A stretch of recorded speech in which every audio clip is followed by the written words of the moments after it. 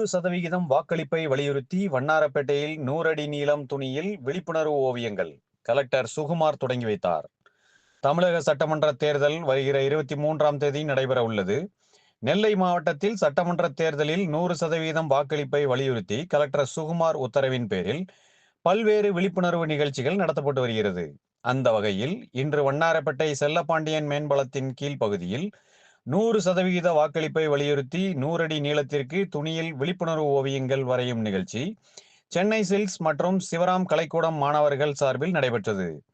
இந்த நிகழ்ச்சியில் ஏராளமான மாணவ மாணவிகள் கலந்து கொண்டு விழிப்புணர்வு ஓவியங்களை வரைந்தனர். தொடர்ந்து பாலத்தின் கீழ் பகுதியில் அதனை நீலவாக்கில் பிடித்து கொண்டு நின்றனர். மேலும் நெல்லை மாவட்டத்திற்கு தேர்தல் விழிப்புணர்வு சின்னமாக அறிவிக்கப்பட்ட புலி உருவம் பொறித்த லோகோவையும் கையில் ஏந்தியபடி நின்றனர். இந்த நிகழ்ச்சியை மாவட்ட தேர்தல் அலுவலரும் கலெக்டருமான சுகுமார் தொடங்கி வைத்து உறுதிமொழி எடுத்துக் கொண்டனர்.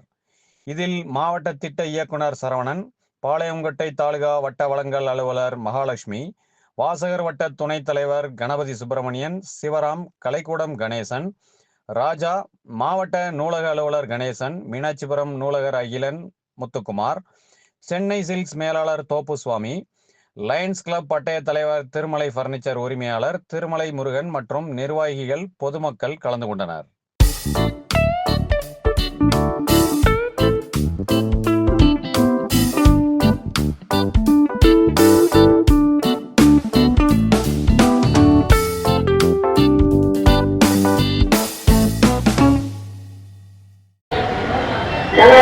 மதிப்பை உணர்ந்து வரவிருக்கும் தேர்தலில் என் வாக்குகளை பதிவு செய்வேன் என்று உறுதியளிக்கிறேன்.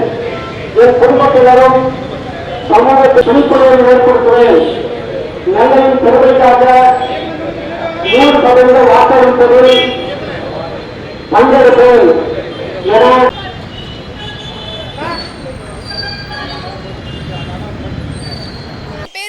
நான் சிவராம் கலைக்கூடத்தில் டிராயிங் ப்ராக்டிஸ் பண்ணிகிட்ருக்கேன். இந்த மாதம் ஏப்ரல் 23ஆம் தேதி எலெக்ஷன் நடக்கு. அதுக்கு எல்லா மக்களும் 100% போய் வாக்களிக்கணுங்கிறதுக்காக நாங்கள் 100 அடியில் தேர்தல் விழிப்புணர்வு ஓவியம் வரைஞ்சிருக்கோம். ஜாதி மதம் எதுவுமே பார்க்காம எல்லாருமே தங்கள் மனசாட்சிக்கு ஏற்ற மாதிரி யாருக்கு ஓட்டு போடணும்னு பார்த்து நல்லபடியாக செலக்ட் பண்ணுங்கிறதுக்கான அவேர்னஸாகவும் இது இருக்கும்.